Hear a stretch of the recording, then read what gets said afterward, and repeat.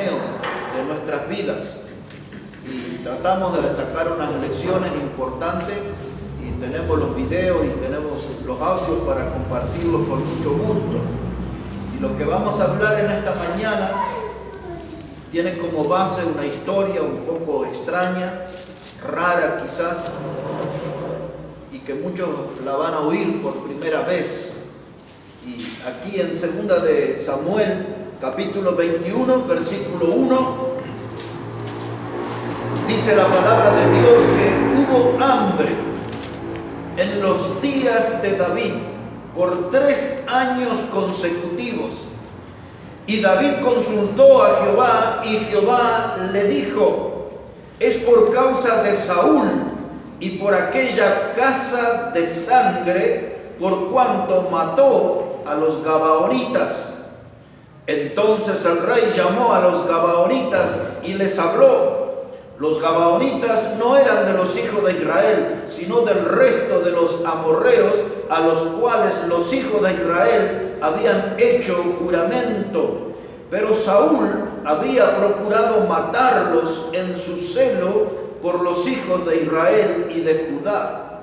Y dijo pues David a los gabaonitas: ¿qué haré por vosotros? ¿O qué satisfacción os daré para que bendigáis la heredad de Jehová?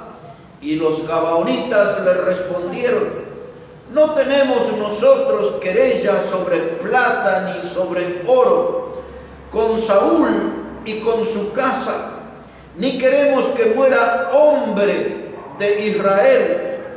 Y él les dijo: lo que vosotros dijereis haré. Y ellos respondieron al rey de aquel hombre que nos destruyó y que maquinó contra nosotros para exterminarnos, sin dejar nada de nosotros en todo el territorio de Israel, dénsenos 7 varones de sus hijos, para que los ahorquemos delante de Jehová en Gabaá de Saúl y el escogido de Jehová. Y el rey dijo: yo los daré. Versículo 10. Entonces Rispa, hija de Aja, tomó una tela de cilicio y la tendió para sí sobre el peñasco desde el principio de la siega hasta que volvió sobre ellos agua del cielo, y no dejó que ninguna ave del cielo se posase sobre ellos de día, ni fieras del campo de noche. Y fue dicho a David lo que hacía Rispa, hija de Aja, concubina de Saúl. Y vamos a poner nuestra mirada en esta mujer llamada Rispa. Yo hace algunos años escribí una serie de mensajes que se llamaban Demasiado Tarde. Y entonces yo saqué ese título esta mañana para aplicar algunas lecciones nuevas en nuestra vida. Así que ese va a ser nuestro tema hoy: demasiado tarde. Y es una historia extraña, ¿verdad? Es una historia, hermana, que está lleno de enredos. Es una historia esta que está llena de traiciones, está llena de venganzas.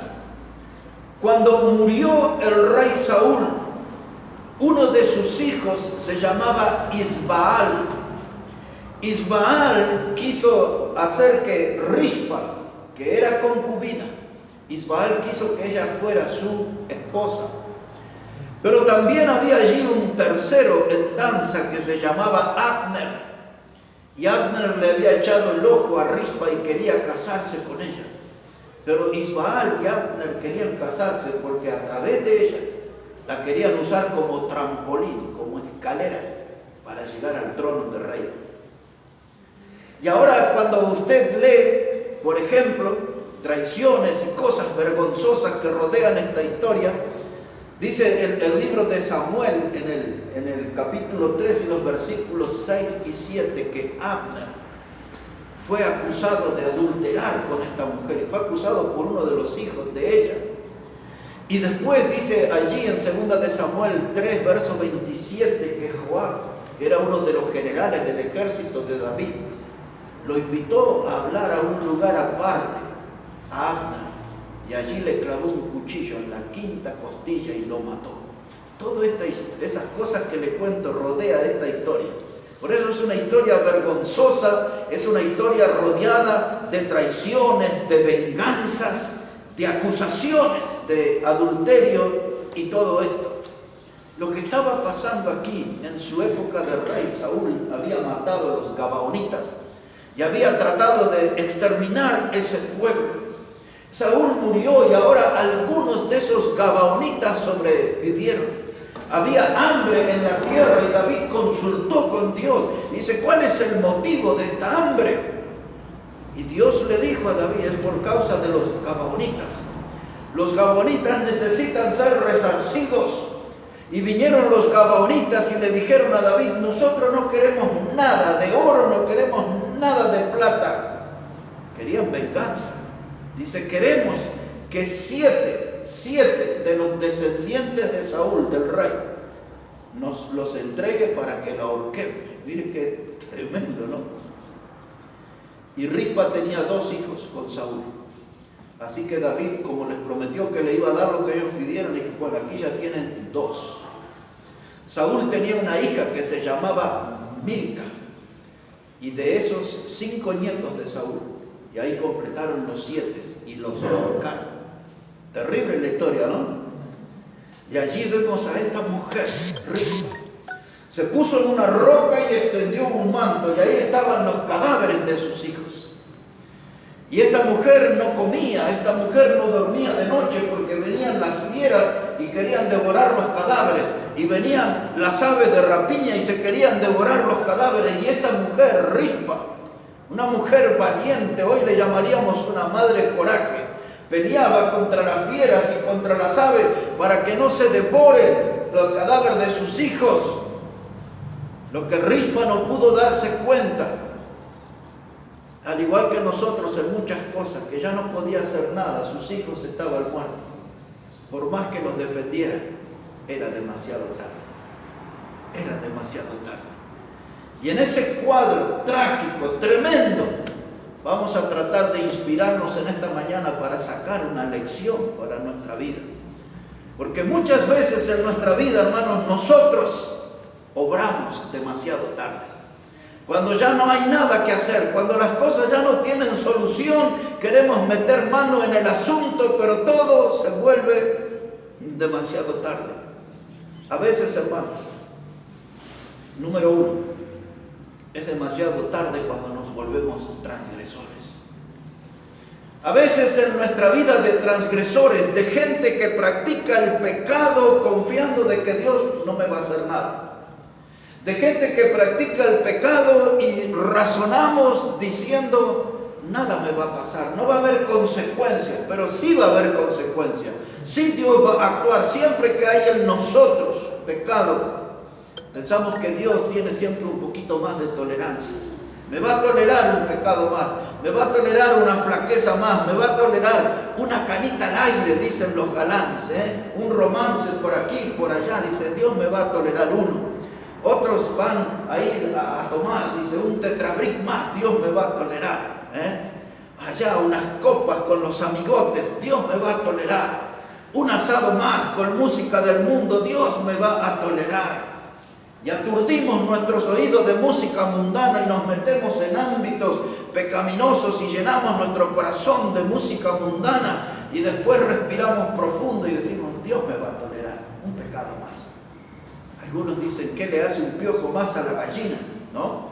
Pero el pecado siempre atrae consecuencias de Dios. Usted puede elegir la forma de pecar que quiera, pero no puede elegir cuál va a ser las consecuencias que vendrá sobre su pecado. Y cuando reaccionamos, cuando sentimos que el juicio de Dios nos alcanza, ya es demasiado tarde. Vea, por ejemplo, una historia de un hombre que se llamaba Belsasar. En el libro de Daniel, capítulo 5, vamos a mirar un poquito a ese hombre. Este hombre fue un transgresor y mire lo que experimentó y cómo terminó Belsasar. El libro de Daniel, el capítulo 5, Mire cómo dice la palabra ahí a partir del versículo 1. Daniel, el capítulo 5 y el versículo 1. Dice la palabra de Dios así. El rey Belsasar hizo un gran banquete a 1000 de sus príncipes y en presencia de los 1000 bebía vino. Belsasar, con el gusto del vino, mandó que trajesen los vasos de oro y de plata que Nabucodonosor su padre había traído del templo de Jerusalén, para que bebiesen en ellos el rey y sus grandes, sus mujeres y sus concubinas. Y entonces fueron traídos los vasos de oro que habían traído del templo de la casa de Dios que estaba en Jerusalén, y bebieron en ellos el rey y sus príncipes, sus mujeres y sus concubinas. Bebieron vino y alabaron a los dioses de oro y de plata y de bronce, de hierro, de madera y de piedra. Y en aquella misma hora aparecieron los dedos de una mano de hombre que escribía delante del candelero sobre lo encalado de la pared del palacio real. Y el rey veía la mano que escribía. Entonces el rey palideció y sus pensamientos lo turbaron y se debilitaron sus lomos y sus rodillas daban la una contra la otra. Aquí tenemos la vida de un transgresor, era un rey. Este pasaje nos pone frente a un carnaval de pecado, un festival de pecado. 1000 príncipes, 1000 concubinas, música a todo volumen. Allí vino que corría, ahí en Damajuana, lo tomaban así, lo apoyaban en el hombro, o esos que vienen en cuero y lo alejan y copas de cristal, vino de diferente manera, el alcohol corría en todo eso. Y luego que sus labios, su boca, se calentaron por este tema del vino, Belsasar se acordó que tenían allí una cantidad de cosas que habían traído del templo de Dios de Jerusalén cuando los babilonios habían invadido Jerusalén por medio de Nabucodonosor. Y ya habían transgredido, había pecados de inmoralidad, había allí gente que estaba gobernada por el alcohol, y allí cebados de poder dijeron: traigan las cosas del templo de Dios. Y una de las cosas más graves, una de las torpezas más grandes de los seres humanos es cuando quieren aliar lo santo con lo profano. Y este rey se estaba volviendo un transgresor. Y las cosas que eran para el uso santo, las cosas que habían sido consagradas para el uso en la casa de Dios, la trajeron a esta fiesta de alcohol y de inmoralidades. Pero esto no iba a resultarle gratis a los transgresores, porque de pronto, a pesar del alcohol y de la poca visión que tenían, pudieron notar en la pared una mano y un dedo que escribía. Y esto no solo que llamó la atención, sino que los llenó de temor, porque se dieron cuenta que pasaron la raya, que pasaron la línea, que se habían vuelto transgresores, y ese hecho curioso de una mano y un dedo escribiendo en la pared no era normal. Rápidamente se dieron cuenta que el juicio iba a caer sobre ellos y no había tiempo de arrepentirse porque era demasiado tarde, demasiado tarde. Y así nos pasa a nosotros en nuestra vida. Llevamos una vida a veces de libertinaje, llevamos una vida de coqueteo con el pecado, danzamos con el pecado y decimos que somos hijos de Dios, pero somos grandes transgresores a escondidas. Y a veces tiene que suceder un hecho impactante como este de la mano en la pared para darnos cuenta que estamos mal delante de Dios, que hemos pasado la línea, que hemos pasado los límites, que hemos ofendido a un Dios que es santo. Muchas veces los cristianos se dan cuenta, muchas veces los cristianos también comprenden que es demasiado tarde porque el juicio de Dios cae pesado como un mundo sobre nuestra vida. Pero algunos todavía dicen, un pecadito más, Dios me va a tolerar, uno más, Diosito, uno más. Pero la mano aparece en la pared, o el juicio viene de otra forma, pero el juicio viene. Y de pronto, si usted notó, dice el último texto que leímos allí, en el versículo 6. Entonces el rey palideció y sus pensamientos lo turbaron, se debilitaron sus lomos y sus rodillas daban la una contra la otra. Es decir, que estaba muerto de miedo, era demasiado tarde para arrepentirse, el juicio de Dios iba a caer pesadamente. Dice la palabra de Dios en ese versículo 6, el rey se palideció, sus pensamientos se turbaron, entró en un estado de confusión y el miedo se apoderó de él y las rodillas chocaban una con otra. ¿Cómo va a terminar esto? No sé, pero va a ser rápido. Me voy a arrepentir, no puedo, demasiado tarde. Pero mire cómo termina esta historia. Para hacerle breve, dice aquí Daniel 5, verso 24. Dice la palabra de Dios aquí, Daniel 5, verso 24. Entonces de su presencia fue enviada la mano que trazó esta escritura. O sea, de Dios vino esa mano que estaba escribiendo en la pared. Mire lo que escribió esa mano. Dice la escritura que trazó es Mene, Mene, Tekel, Uparsin. Esta es la interpretación del asunto. Mene, contó Dios tu reino y le ha puesto fin. Tekel, pesado ha sido en balanza y fuiste hallado falto. Pérez, tu reino ha sido roto y dado a los medas y a los persas. Y entonces mandó Belsasar vestir a Daniel de púrpura y poner en su cuello un collar de oro y proclamar que él era el tercer señor del reino. Y la misma noche fue muerto Belsasar, rey de los caldeos. Mire, hermano, se quedaron asombrados. Mene, Mene, Tekel, Uparsin. Y aparece en la traducción la palabra Pérez. Pero lo que eso significaba lo trajeron a Daniel y él interpretó y lo miró al rey Belsasar a los ojos y le dijo: tu reino ha sido cortado y entregado a los medos y a los persas. Eso es lo que dice la pared. Eso es lo que dice el juicio que Dios envió sobre tu vida por ser un transgresor. Y no hay remedio, no tienes tiempo de arrepentirte. Es demasiado tarde. Y esa misma noche, dice la escritura, el rey murió. Esa misma noche. Algunos tienen que ser advertidos seriamente que el pecar no es una cuestión de rienda suelta. No es una cuestión de que estoy aprovechando, haciendo uso de mi libre albedrío. Tenga cuidado porque cuando nos volvemos transgresores, cruzamos la línea, la mano pesada del juicio de Dios nos alcanzará. Rispa quiso rendirle honor a sus hijos. Rispa quiso guardar la memoria de sus hijos. Rispa quiso mostrar que los amaba, que los protegía, pero todo lo que ella hacía era demasiado tarde. Sus hijos estaban muertos. Cuando somos transgresores, cuando practicamos pecado, y a veces a escondido, tenemos que saber que hay una línea que Dios trazó, y cuando pasamos esa línea, el arrepentirnos va a ser demasiado tarde. Cuando Dios nos habla, hay que corregir enseguida.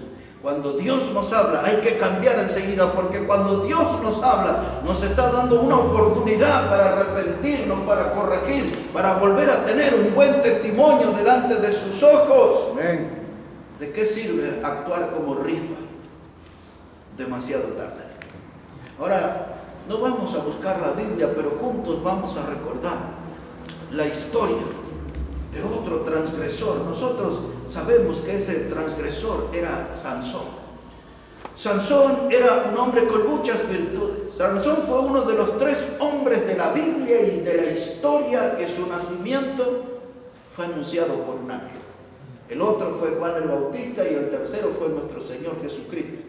Son los únicos 3 hombres en la historia que su nacimiento fue mencionado por un ángel. La historia de Sansón es la historia de un transgresor. La historia de Sansón es la historia de un santo pecador. Un hombre que Dios lo llenó de virtudes. Un hombre muy enamoradizo.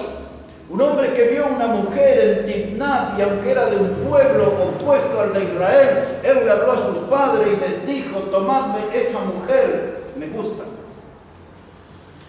Y luego fue, dice la Biblia, que fue en una ciudad y encontró una mujer prostituta y se llegó a ella y le gustó. Y luego va de mujer en mujer hasta que termina involucrado con una que se llamaba Dalila. Ella era del pueblo de los filisteos, era del pueblo enemigo del pueblo de Dios. Sansón transgredió la ley porque él se involucró con mujeres que no eran del pueblo de Dios y ello estaba prohibido por ley. Él conocía la ley, él era juez de la nación, conocía la ley. Dios lo hizo nacer y lo levantó como juez de la nación, pero él no respetó la ley de Dios y jugaba con el pecado. Y un día agarró unas zorras y les ató unas teas en sus colas y las largó y prendió fuego en los campos de los filisteos. Y otro día se enojó y agarró una quijada de un burro y así en un ratito mató 1000 personas. Y otro día se enojó y agarró la puerta de la ciudad. No era esa puerta de maderita ni de chapa, era una puerta de una ciudad y se la cargó al hombro y hacía lo que quería. Y empezó a jugar con Dalila en qué consistía su fuerza. Y le dice: mire, si me atas con 7 varas de mimbres verdes. Y Dalila le gritaba: Sansón, los filisteos contra ti. Rompía las varas y le daba a los filisteos. La mujer dice: pero te burlas de mí, me estás mintiendo, dime en qué consiste tu fuerza. Bueno, si me atas las guedejas de mi cabello. Y ahí gritaba la mujer: Sansón, los filisteos contra ti. Y él ahí se salía de la estaca y le daba a los filisteos. Y hasta que la mujer le empezó a llorar. Y quizás le decía: Sansoncito, Sansoncito, el rey de los 11. Dice: Sansoncito, dime, no juegues conmigo, ya pues, dímelo. Y dice la Biblia que él le dijo: si cortaras mi cabello, entonces yo voy a perder mi fuerza. Y dice la Biblia que él se durmió en las rodillas de Dalila. Y ella le volvió a gritar como otras veces y le dijo: Sansón, los filisteos contra ti. Y él despertó y dijo: saldré de esta, como muchas veces, dijo él. Pero dice la Biblia que el poder de Dios se había alejado de él.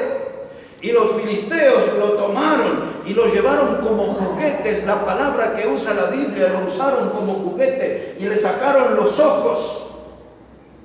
Y lo pusieron a hacer un trabajo de un burro, de una mula, porque lo ataron a una piedra de molino y él tenía que hacer todo el giro, lo que hacía un animal de carga, lo hacía él. Y hasta que él se dio cuenta que había sido un transgresor, pero ya era demasiado tarde.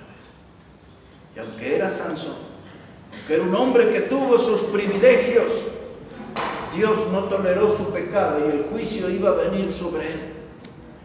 Pero él en su arrepentimiento le pide a Dios una oportunidad más y Dios le concede la oportunidad, no de arrepentirse, no de salvarse, sino de demostrarle que Dios es el dador del poder. Y aún ciego, sin sus ojos, pide allí a un niño que lo acerque a unas columnas. Y allí estaban todos de festejo los filisteos y el cabello le creció, la fuerza le volvió y él movió aquellas columnas y ese día mató más filisteos que en toda su vida. Pero todo ese edificio cayó sobre él y el varón de Dios, el transgresor, murió aplastado. Es la figura perfecta para decir que siempre el peso del pecado aplastará la vida de un cristiano. Aplastará el testimonio y lo sepultará. Y cuando el cristiano quiere reaccionar, no podrá, porque es demasiado tarde. Es demasiado tarde. Hermanos, esta mujer Rispa peleaba con las aves, peleaba con las bestias salvajes, pero sus hijos estaban muertos. Ya no había sentido, hermano, en luchar de ese modo. Si sus hijos estaban muertos, era demasiado tarde. A veces, hermanos, hay que ocuparse más de las cosas cuando estamos en vida, cuando estamos a tiempo. Los transgresores descubren que Dios le pone un límite a la manera de pecar. Y a veces se dan cuenta, pero ya es demasiado tarde. En segundo lugar, hermanos, se vuelve demasiado tarde cuando dejamos la casa de Dios. Mire, busque un poquito en la Biblia, en Hebreos capítulo 10. Quiero llevarle a un texto ahí bien conocido. Hebreos el capítulo 10 y el verso 24 y 25. Mire cómo dice la palabra de Dios allí, Hebreos el capítulo 10 y los versículos 24 y 25. Dice la palabra de Dios: y considerémonos unos a otros para estimularnos al amor y a las buenas obras, no dejando de congregarnos como algunos tienen por costumbre, sino exhortándonos, y tanto más cuando veis que aquel día se acerca. Amén. Hermanos, aquí la Biblia habla de una consideración, de tener una prioridad por mi hermano, por la comunión con él. Dice la Biblia aquí en este texto, hermano, que tenemos que estimularnos al amor por Dios, al amor por nuestro Salvador Jesucristo. Animarnos, estimularnos, motivarnos a tener un amor por la iglesia local, por la obra de Dios, a tener un amor por los hermanos, a tener un amor por los perdidos, los que están sin Cristo. Dice la Biblia, tenemos que estimularnos, necesitamos tener comunión unos con otros, animarnos, motivarnos, desafiarnos, acompañarnos unos con otros para servir a Dios. Y dice el texto que estoy leyendo, dice: no tenemos que dejar de congregarnos como algunos tienen por costumbre. Dirían allá en mi barrio por donde vivo que este asunto del virus, de la COVID-19, le vino a muchos cristianos y aún de nuestra iglesia como anillo al dedo. Es la excusa perfecta para no congregarse. Es la excusa perfecta para no ver a los hermanos. El virus, el virus, el virus, el virus, el virus. Y del otro lado gritamos: y Dios, y Dios, y Dios, y Dios. Yo tengo mi mirada en Dios, no tengo mi mirada en el virus. Yo tengo mi mirada en Dios, no puedo dejar de congregarme. Estos últimos 20 días, hermanos, nunca en mi vida cristiana de 41 años sufrí como estos últimos 20 días. Nunca había extrañado tanto el ver a los hermanos, el estar en la casa de Dios. Estos últimos 20 días me afectó tremendamente. Tuve luchas espirituales como nunca las había tenido, que necesitaba estar en la casa. Amén. Necesitaba ver a los hermanos. Esto de dejar de congregarse, ya para algunos es un vicio, ya es parte de su vicio, es su adicción, no venir a la casa de Dios. Y eso es grave. Y un día van a necesitar de la casa de Dios y va a ser demasiado tarde. Va a ser demasiado tarde.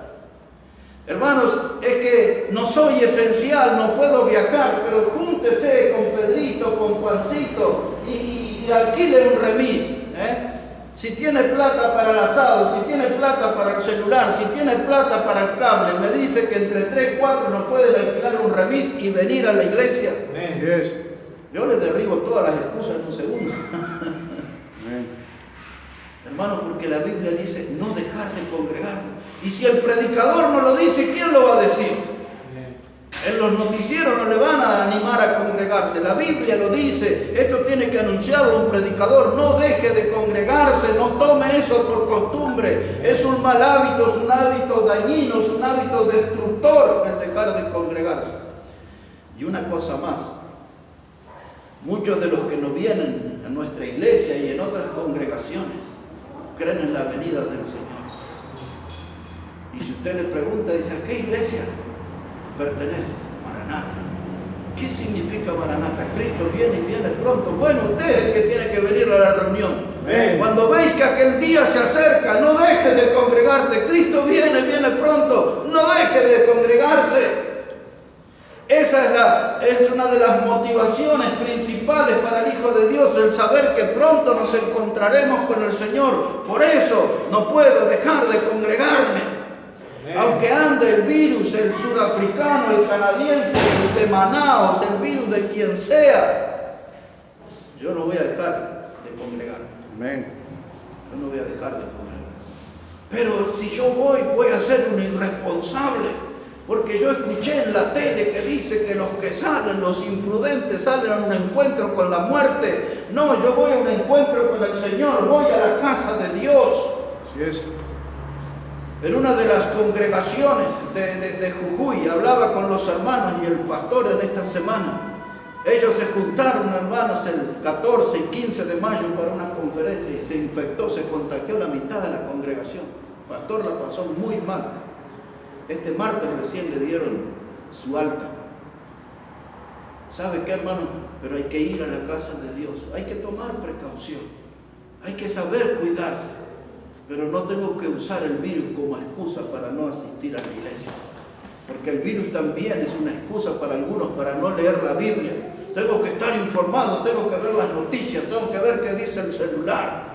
Si ya sabe cuáles son las precauciones, tiene que tomar distancia, tiene que usar el barbijo, tiene que lavarse las manos con jabón o con el alcohol en gel. Ya sabemos, no hay otra, no hay nada nuevo.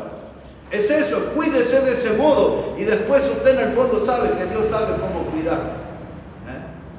Pero no tengo que dejar de congregarme porque un día voy a precisar la iglesia. Y hay otros que pensaron igual y ya la iglesia no existe. Y es demasiado tarde. ¿Y quién va a atender su necesidad? ¿Se acuerdan? Hace 2 domingos les prediqué sobre el Salmo 42. En una parte del mensaje es el salmo que comienza diciendo: como el ciervo brama junto a las corrientes de agua, así clama por ti, oh Dios, el alma mía. Y sigue diciendo el salmista: mi alma tiene sed de Dios, del Dios vivo. Y después él cuenta, dice que de noche era ahí su almohada, dice era su pan, su lágrima. Y él dice después en un momento de nostalgia: yo me acuerdo cuando iba con la multitud a la casa de Dios. Y ahora la gente me mira y me pregunta: ¿dónde está tu Dios? Y dijimos allí que ese era un alma sufriente, era un alma en pena. Era una persona que había vivido, experimentado grandes bendiciones en el camino del Señor. Pero ahora, algún motivo, él se alejó de la iglesia, dejó de congregarse, dejó de escuchar la palabra de Dios. Y ahora su alma era la que clamaba: mi alma tiene sed de Dios. No necesito un asado, no necesito bebidas típicas. Mi alma necesita a Dios. Si no tengo a Dios, no tengo vida. Amén. Y este hombre estaba reaccionando demasiado tarde porque el pecado había estropeado su testimonio. El pecado había estropeado su vida espiritual. Y estaba como un ciervo jadeando junto a las corrientes de agua, un sorbito de agua viva. Jesús es el agua viva en la Biblia. Necesitamos del Señor Jesús. No dejar de congregarnos como algunos tienen por costumbre. Reconozca que su alma tiene sed de Dios. No la maltrate más a su alma. Dele a su alma lo que necesita. Dele del agua viva. El virus. El agua le va a hacer mucho más beneficio. El agua de vida le va a hacer de más bendición. Cuando Jesús habló con la mujer samaritana y le habló del agua de vida, del agua que si ella bebía iba a saltar una fuente para vida eterna, ella le dijo rápidamente: Señor, dame esa agua. Los cristianos de hoy necesitan tener esa actitud de la mujer samaritana, reaccionar rápido y decirle a Dios: dame de esa agua, ya la necesito. Pero mis hermanos, a veces hay gente que daña su alma porque no le da lo que el alma necesita y trata de engañarla. Hermano, como una comida que le dan ahí el chisito y la papita frita y esas cosas de plástico a los niños en los cumpleaños, y usted sabe que eso no es alimento, y usted sabe que la comida chatarra, ese es un engaño para nuestro cuerpo. Necesitamos una comida verdadera, una comida elaborada, bien preparada, como la hacía la abuela con dedicación, como la hacían nuestras madres con dedicación. No, esas comidas ahí enlatadas que vienen conservadas con no sé qué cosas. Eso le vas a calmar el hambre alguna vez, pero va a terminar creándole problemas en su salud. Y hermano, cuando uno deja la casa de Dios, su salud espiritual va a ser afectada. Algunos dicen, pero yo miro un mensaje en la internet, pero a mí me llega una prédica en el celular, pero usted necesita estar en la casa de Dios, en comunión con los hermanos. Necesita de eso. Y de paso evita no ser un ladrón también, porque muchos que no están en la casa de Dios después no van a ofrendar por el tiempo que faltaron. Así es. Y le están robando a Dios y Dios no está distraído. Dios está mirando y Dios está sosteniendo su doctrina. No deje de reunirse como aquellos, como algunos tienen por costumbre. Eso es malo, porque usted va a necesitar de la casa de Dios. No sea cosa que le resulte demasiado tarde, demasiado tarde. En tercer lugar, mis hermanos, se vuelve demasiado tarde cuando matamos a la iglesia. Uno cuando dejamos de congregarnos, pero a veces se vuelve demasiado tarde cuando matamos a la iglesia. Y alguien puede preguntarse, ¿cómo un cristiano puede matar a la iglesia? Hay muchas formas de traer muerte a la iglesia. Mire algunos casos en el libro de Apocalipsis, muy rapidito. Yo tenía un amigo, un predicador mexicano, pero servía en los Estados Unidos. Y él decía rapiditamente. Y yo busqué en el diccionario, nunca encontré la palabra, pero entendí lo que quería decir. Rapiditamente busque, dice. Mire cómo dice la palabra. Apocalipsis 2, verso 14. Apocalipsis 2, verso 14. Este pertenece a una iglesia que se llamaba Pérgamo. Y Dios dice sobre esta iglesia, pero tengo unas pocas cosas contra ti, que ahí tienes a los que retienen la doctrina de Balaam, que enseñaba a Balac a poner tropiezo ante los hijos de Israel y a comer de cosas sacrificadas a los ídolos y a cometer fornicación. Y también tienes a los que retienen la doctrina de los nicolaitas, la que yo aborrezco. Por tanto, arrepiéntete, pues si no vendré a ti pronto y pelearé contra ellos con la espada de mi boca. Aquí está, hermano, hay gente que mata a las iglesias.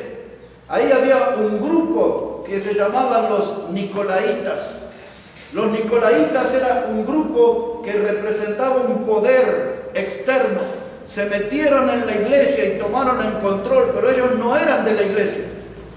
Y Dios estaba enojado como los hermanos habían tolerado la presencia de gente ajena a la iglesia y habían impuesto una doctrina contaminada, enfermiza, y los hermanos habían sido afectados en la salud espiritual. Y Dios levantó la voz y le dijo, tengo algunas cosas contra ti.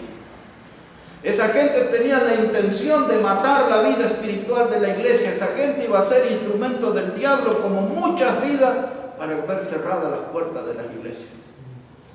Las puertas de las iglesias se cierran, las iglesias históricas venden sus edificios porque no tienen gente, porque se han ido muriendo espiritualmente, porque hubieron hermanos que se lanzaron contra la iglesia y la apuñalaron y la vieron desangrarse y no hicieron nada para sanarla. Y muchas veces con nuestras conductas lastimamos la iglesia y vemos la herida y vemos la sangre que sale por la herida de la iglesia y no hacemos nada y la vamos dejando morir lentamente. Y cuando queremos reaccionar ya es demasiado tarde, no hay nada que hacer por la iglesia. Y por eso escuchamos casi cada semana, se cierra una iglesia aquí y otra allá, y se vende un edificio aquí y otra allá, porque hay hombres y mujeres de Dios que han ido desangrando la iglesia y no se han detenido hasta verla muerta. Las rivalidades, las divisiones que hay en las iglesias. Y aquí estaba otro grupo de personas haciendo daño en la iglesia, eran los seguidores de Balaam. Aquel predicador, hermanos, que se vendió por dinero, vendió su oficio, su ministerio por dinero. Y había gente que tenía esa línea doctrinal y estaban ahí en la iglesia. Y Dios dijo, yo aborrezco a los nicolaitas, aborrezco a los seguidores de Balaam, porque ellos lo que hacen es enseñar a poner tropiezo. Balaam, el predicador, fue tropiezo al pueblo de Dios, y hoy hay muchos alamitas en las iglesias que son tropiezos a los hermanos. De paso le hago una confesión. En este año, por lo menos claramente recuerdo, 2 o 3 veces me fui bien triste, tratando de contenerme las lágrimas cuando me llevaban en el auto a mi casa, porque veía de hermanos que estaban siendo tropiezos en esta iglesia. Como es uno indiferente, venir o no venir le da lo mismo, estar o no estar le da igual. No tienen reverencia por Dios, no tienen amor por los hermanos. Siempre lo único que tienen es la excusa perfecta. Y hermanos, a mí, con todos los años que tengo en la fe, 41 años en el camino del Señor, hay hermanos que me han sido de tropiezo. Uno a veces viene ahí con la salud hecho pedazos. ¿Cuántas? No sé, no las puedo ya ni recordar las veces que apenas me sostenía aquí adelante. Y otros llenos de salud, con comodidades y todo, ni aparecen por la casa de Dios. No valoran la dedicación, la entrega, la predicación, no valoran la obra de Cristo en la cruz, no valoran la Biblia, la palabra de Dios, no vienen a cantar al Señor, no vienen a apoyar el ministerio con ofrenda, la predicación del Evangelio, no disfrutan de la comunión con los hermanos, son como los balamitas, son de tropiezo en la iglesia. Alguno de ustedes quizás pensó que yo nunca iba a decir esto, ¿no? Pero el predicador tiene que decirlo. Amén. Tiene que decirlo, porque hay gente que está maltratando a la iglesia, le está causando heridas, la iglesia se desangra y un día van a necesitar de la iglesia, pero va a ser demasiado tarde. Va a ser demasiado tarde. Hermanos, ahí estaba Rispa peleando por sus hijos muertos, pero era demasiado tarde, ya no había más nada que hacer. No había más nada que hacer, hermano. Y aquí tenemos esta iglesia que toleraban a los balamitas y que toleraban aquí a los nicolaitas y todo eso, hermano. Pero yo no tengo que dejar de congregarme, yo tengo que venir a la casa de Dios. Porque yo soy parte de la iglesia que Cristo compró con su sangre. Amén. Yo vengo a la iglesia local para dar testimonio de mi Salvador, de su amor, de su entrega. Amén. Vengo aquí para dar testimonio de que todavía tengo en mi corazón la esperanza que pronto sonará la trompeta y vendrá la nube. Yo quiero estar en la casa de Dios, yo no quiero ser un tropiezo. Quiero actuar a tiempo, no demasiado tarde. En cuarto lugar, son 5 cositas más. En cuarto lugar, es demasiado tarde cuando dejamos que nuestra familia se haga cenizas. ¿Cómo puede ser? ¿Sabe cuántos cristianos, hombres y mujeres, dejan que su familia se reduzca a cenizas? Y después, cuando el drama es gigantesco, quieren reaccionar para salvar la familia, para salvar el matrimonio, para salvar la vida de los hijos, pero es demasiado tarde. Vea un poco de esto, por favor, en el libro de los Proverbios, el capítulo 24. El libro de los Proverbios, el capítulo 24, allí hay algo que necesitamos atender, mis hermanos. Proverbios, el capítulo 24, versículo 3. Proverbios 24 y el versículo 3. Así dice la Biblia, la palabra de Dios. Proverbios 24, verso 3. Dice: con sabiduría se edificará la casa, y con prudencia se afirmará, y con ciencia se llenarán las cámaras de todo bien preciado y agradable. Noten el versículo 3 la palabra edificar la casa. Edificar significa, hermanos, levantar la casa. Edificar significa construir y reconstruir la casa. Edificar en este pasaje significa poner algo firme en el hogar. A veces a los padres se vuelven allí muy complacientes con sus hijos y le empiezan a permitir cosas a los hijos y entran en un camino de desviación y después casi que ni los podemos recuperar. Y cuando yo me pongo complaciente con los hijos, no estoy edificando la casa, me estoy comportando como aquella mujer necia de Proverbios 14:1 que derrumba todo, ayuda al derrumbe. Yo quiero que mi hogar sea edificado. No quiero hacer cosas que produzcan el derrumbe de mi familia. Yo no quiero estar lamentando por mis hijos. Yo no quiero estar lamentando por mis nietos. Yo quiero que mi hogar está firme. Y dice la palabra, con sabiduría se edificará la casa. Y usted sabe que el principio de la sabiduría, Es el temor de Jehová. lo sabe bien, es el temor a Dios. Amén. Así que eso significa que con respeto a Dios, con reverencia a Dios, yo voy a mantener firme mi hogar, no los ladrillos, mi hogar, que se compone de mi esposa, de mis hijos, de los nietos, y si está el perro y el gato también. Todo voy a cuidar en mi casa. Lo tengo que edificar con sabiduría, y note la palabra, dice, con prudencia se afirmará. La palabra afirmará en este texto significa poner algo en orden. Eso es lo que significa afirmar. Cuando Dios quiere que afirmemos nuestro hogar, nuestra familia, Él quiere que pongamos eso, ese mundillo de la familia en orden. Afirmar quiere decir que yo tengo que trabajar para corregir lo que se está cayendo. Y usted sabe, hermano, que en nuestra familia, en el matrimonio, en la relación con los hijos, con los suegros, con quienes estén bajo nuestro techo, siempre hay cosas para corregir. Aún nosotros quedamos en evidencia cuando vemos esa canilla que pierde sus gotitas y tic, tic, tic, tic, y ese ruido molesto, y sabemos que si le quitamos la rosca de arriba y le ponemos un cuerito, eso está fenómeno. Sabemos que el flotador en el baño no levanta y el agua sigue corriendo y aquello es un río, no lo arreglamos. Miramos la pared y se cayó la pintura, y miramos la pared y se cayó el revoque, y miramos la pared y se cayó el ladrillo al poco tiempo, y tenemos ahí lleno de huecos la casa, no hacemos nada. Pero Dios dice en este pasaje, hermano, dice que con prudencia se afirmará. La palabra afirmar quiere decir poner algo en orden. Yo recuerdo cuando Dios habló con el rey Ezequías por medio de Isaías y le dijo, ordena tu casa porque morirás. ¿Se acuerdan de esa historia? Ordena tu casa porque morirás. Y el rey se puso triste y dice la Biblia que puso su rostro contra la pared y empezó a hablar con Dios y empezó a llorar delante de Dios. Y cuando el profeta Isaías se iba en el patio del palacio, Dios le volvió a hablar a Isaías. Porque Dios se conmovió por las lágrimas de ese rey y porque él se había arrepentido a tiempo.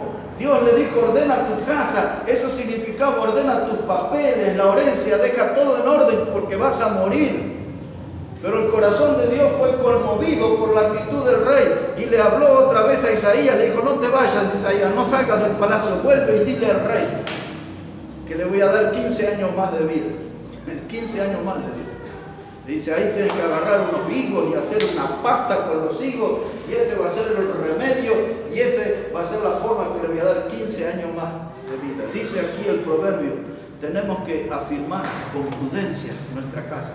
Es decir, corregir, mientras estamos a tiempo, antes que el hogar se derrumbe, antes que todo se vuelva escombro y ruina. Dios nos da la oportunidad. Y la tercera palabra que quiero que note aquí, en el verso 4 dice, y conciencia se llenarán las cámaras. Eso de llenar habla de plenitud, habla de abundancia, de satisfacción en el hogar. Hay mucha gente, pero mucha gente, hermano, que su hogar es una sucursal del infierno. Entrar al hogar es entrar a una sala de tortura. Por eso cuando les pregunta a alguno, ¿y cómo está su casa? Ni me hable, es un infierno mi casa. No hay paz, hay gritería, no hay amor, no hay nada, no hay respeto, cada uno hace lo que quiere, los hijos, la esposa, todo es un descontrol. Pero sin embargo Dios habla aquí de la palabra llenar. Eso habla de plenitud, eso habla de abundancia, eso habla de estar satisfecho en mi casa. Y si Dios me habla, yo tengo que trabajar en ese sentido, de poner en orden mi casa antes que sea demasiado tarde. Antes que mi casa se vuelva ruina, yo tengo que actuar, tengo que corregir. Dios me da esa oportunidad. No quiero verme como Rispa, llorando sobre un hogar muerto.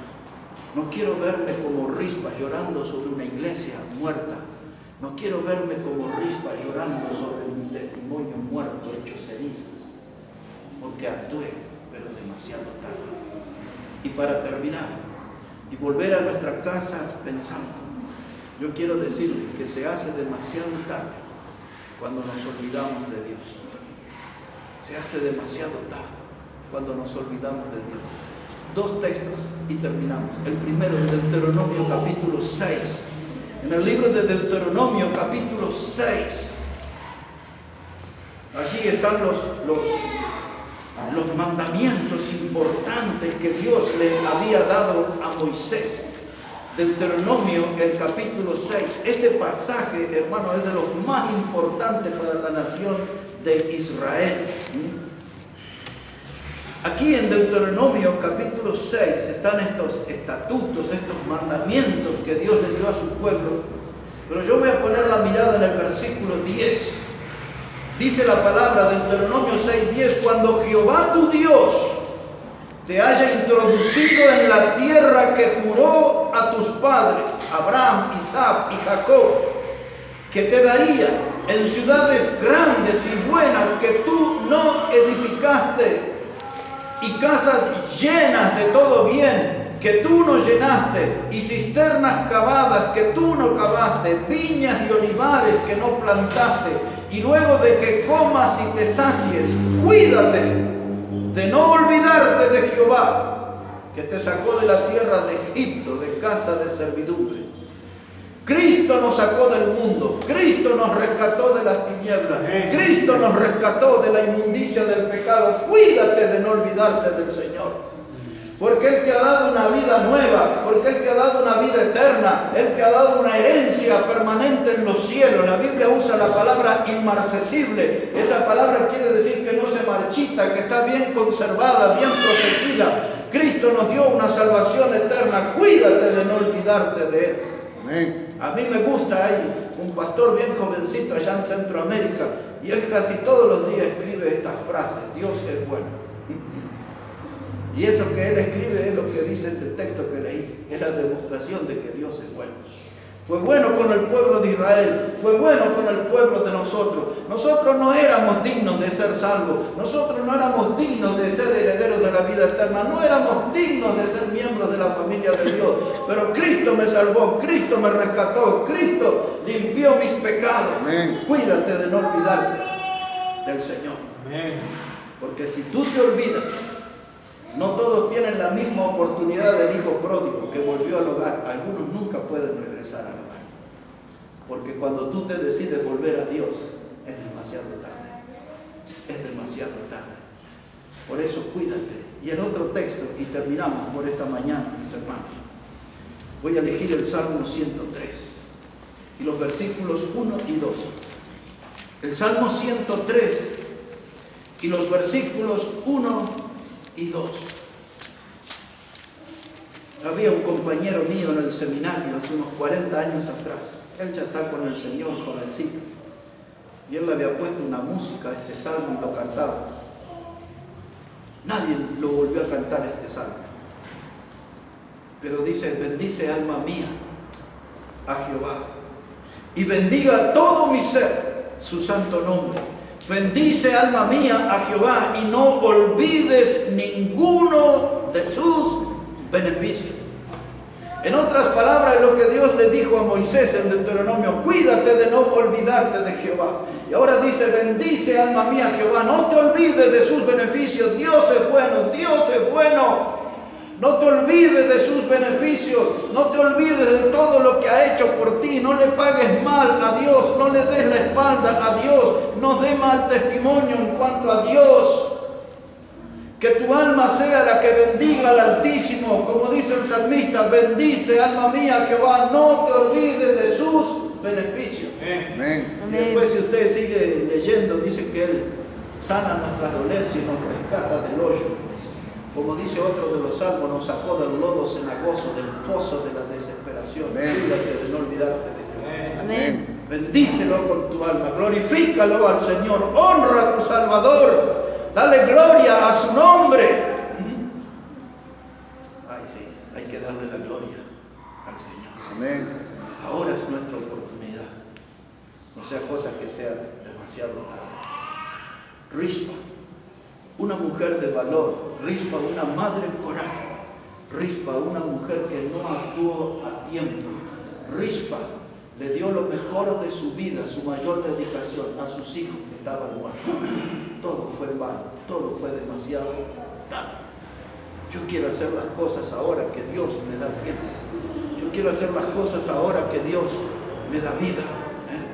Y muchos de ustedes que son jóvenes, que están llenos de vida, muchos de ustedes tienen energía, fuerza, tienen salud para servir al Señor, tienen voz para cantar a su nombre, no importa si es desafinada esa voz, cántele con el corazón al Salvador, cuídate de no olvidarte. Amén. Bendícelo con tu alma, sea agradecido con el Señor antes que sea demasiado tarde. Y hoy vamos a volver a nuestra casa pensando en esto. ¿Y en qué parte de este mensaje Dios me habló? ¿Qué parte de este mensaje Dios va a usar para cambiar mi vida? Para que yo pueda servirle con un corazón más íntegro. Para que yo pueda servirle con toda mi fuerza, con todo mi corazón, con toda mi alma y con toda mi mente. Que Dios sea honrado y glorificado. Que Él bendiga su palabra en esta mañana. Amén. Mis hermanos. Amén.